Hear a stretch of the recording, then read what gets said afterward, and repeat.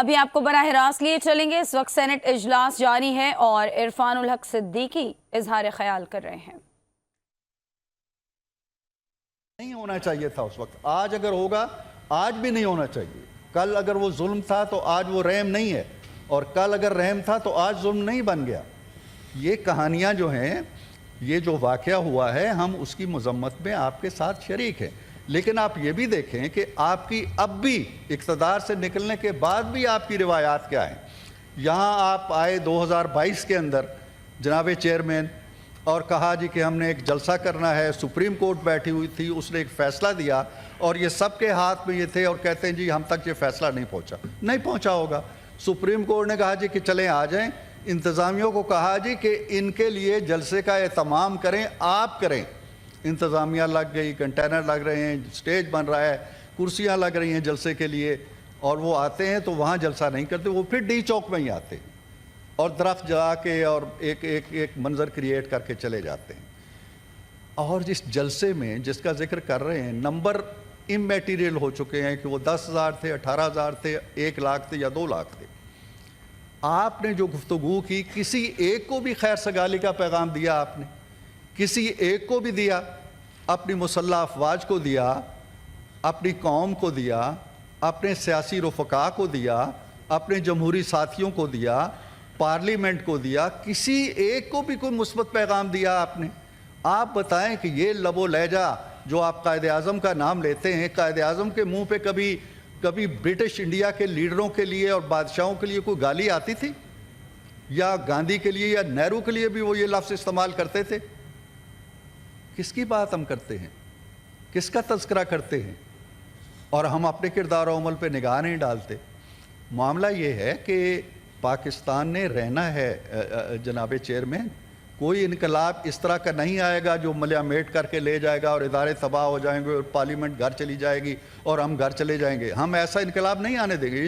اس انقلاب کا مکمل نہیں ہو سکتا پاکستان کو ٹھہراؤ چاہیے، پاکستان کو استحکام چاہیے۔ 25 کروڑ افراد کو اس طرح کا انقلاب نہیں چاہے جو دن کو مزدوری نہ کر سکیں اور رات کو ان کے فاقہ کش بچے ان کا راستہ دیکھتے رہیں۔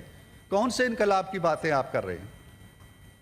ایک جمہوری سسٹم ہے، آپ نے 2018 سے 2022 تک چلایا، اور جس طریقے سے چلایا اور جس طرح ملک کو چھوڑ کے چلے گئے، اس کی بخیہ گری اگر ہم کر رہے ہیں اور مشکلات کے اندر گرے ہوئے ہیں تو اس کا مطلب یہ ہے کہ اب انقلاب آ جانا چاہیے۔ کون سا انقلاب ہے؟ کبھی آپ یہاں 126 دن بیٹھ کے انقلاب لاتے ہیں، کبھی 200-250 مقامات پہ حملے کر کے انقلاب لاتے ہیں، کبھی کسی کو گالی دے کے انقلاب لاتے ہیں۔ انقلاب ایسے نہیں آیا کرتے۔ انقلاب کے لیے ایک گراؤنڈ چاہیے ہوتی ہے۔ انقلاب ایک خاص طرح کی مٹی مانگتا ہے، ایک خاص طرح کی کھیتی مانگتا ہے، خاص طرح کا پانی مانگتا ہے، خاص طرح کی کھاد مانگتا ہے۔ وہ پانی وہ کھاد آپ کے پاس نہیں ہے۔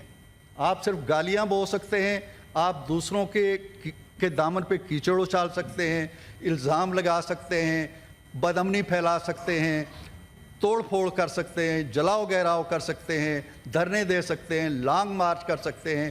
وہ انقلاب جو قوموں کا مقدر بدلتا ہے وہ نہیں لا سکتے آپ، یہ واضح۔ جناب عالی، انہوں نے یہ بھی فرمایا جس پہ مجھے دکھ ہوا۔ علی ظفر کا میں بہت احترام کرتا ہوں، بڑے عظیم باپ کے فرزند ہیں اور ان کی روایات پہ چل رہے ہیں۔ انہوں نے عمران خان صاحب ان کے لیڈر ہیں، ان کا احترام ان کو کرنا چاہیے، ان کے پیغام بھی یہاں پہنچانے چاہیے۔ اس کا استحقاق حاصل ہے۔ ہمارے جو لیڈر ہیں ہمیں ان سے محبت ہوگی، ان کا بھی احترام ہم چاہتے ہیں۔ ان کے لیڈر کا میں احترام کرتا ہوں اور ان کے بارے میں کوئی نیگیٹو بات میں نہیں کہوں گا۔ میں یہ عرض کرنا چاہتا ہوں کہ جو انہوں نے اپنی گفتگو میں آخر میں یہ کہا کہ جی انقلاب آئے گا، نہ ہم رہیں گے، نہ پارلیمنٹ رہے گی، نہ ادارے رہیں گے، نہ جمہوریت رہے گی، نہ پاکستان رہے گا، نہ پاکستان کا لفظ نہیں استعمال کیا، سوری۔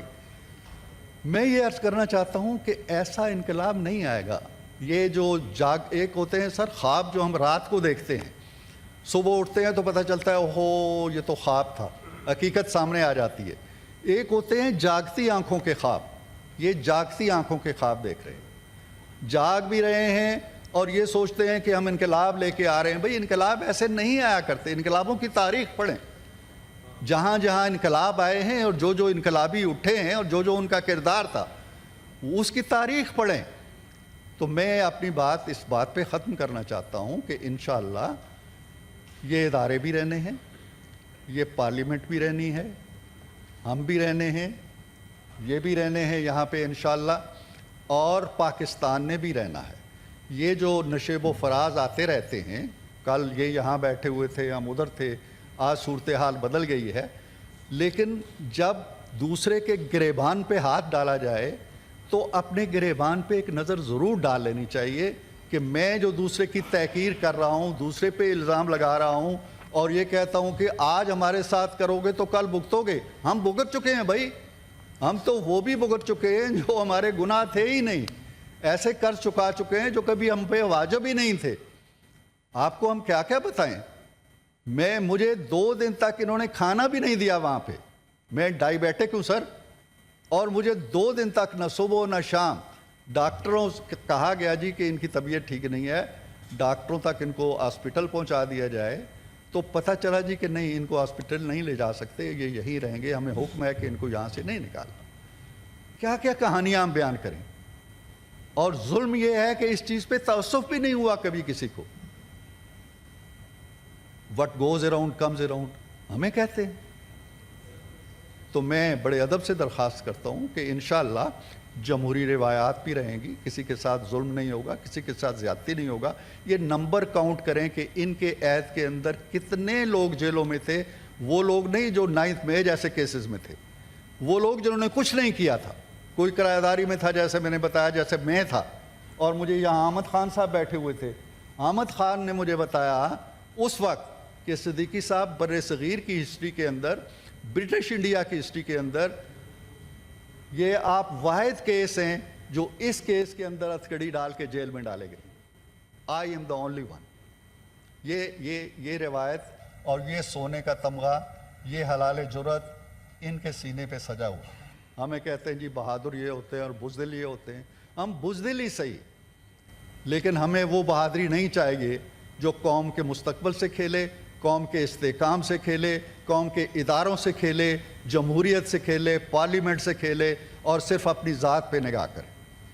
तो मैं बड़े अदब व एहतराम से कहता हूँ कि आए हम मिलजुल के, मैंने यहाँ पेशकश की थी कि एक बाहर की दुनिया है जहाँ हमारे लीडर हैं, जहाँ हमारी सियासी जमातें हैं, एक अंदर की दुनिया है। ये दुनिया, हम मिलते हैं, गले मिलते हैं एक दूसरे के लॉबीज़ में। मैं तो चला जाता हूँ, चाय पीता हूँ, इज़्ज़त व एहतराम का रिश्ता है। आए एक मिसाल हम यहाँ बने जो अपने लीडरों को भी दिखाएं कि देखें हम कितनी उम्दगी से रह रहे हैं, तुम क्यों लड़ते हो आपस में। लेकिन यहाँ भी सूरत हाल कभी कभी जो हो जाती है बड़ी अफसोसनाक हो जाती है।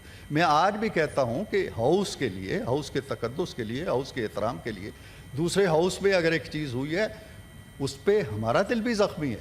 हाँ, पार्लियामेंट जो है वो सांझी है, वो कोई हिज़्ब इख्तलाफ में तकसीम नहीं है, ना कोई हिज़्ब इक़्तिदार की उसमें तफरीक है। अगर एक पार्लियामेंटेरियन पे हमला होता है, किसी भी तबके से उसका किसी भी सियासी जमात से ताल्लुक़ है, वो हम सब पे हमला होता है। हमें इज्तमाही तौर पे अपने इस ऐवान के तकद्दुस के लिए, जिस तरह मैं तो समझता हूँ कि हमें कोई ना कोई ऐसा मैकेनिज़्म बनाना चाहिए। शिबली फराज साहब हैं, इनकी सरबराही में कमेटी बन जाए, अली ज़फ़र साहब की बन जाए, हम एक अच्छे शगुफ्ता माहौल के अंदर। आज ठीक है, उन्होंने गुफ्तगू की, हमने सुनी, मैंने गुफ्तगू की, उन्होंने सुनी। ये तहम्मुल, ये बुर्दबारी और ये कुशादा दिली और ये कुशादा मिजाजी, ये हुस्न है इस ऐवान का। मैं बहुत शुक्रगुजार हूँ, उन्होंने मेरी गुजारिशात तवज्जो से सुनी। मौलाना अताउर रहमान साहब, थैंक यू। मौलाना साहब।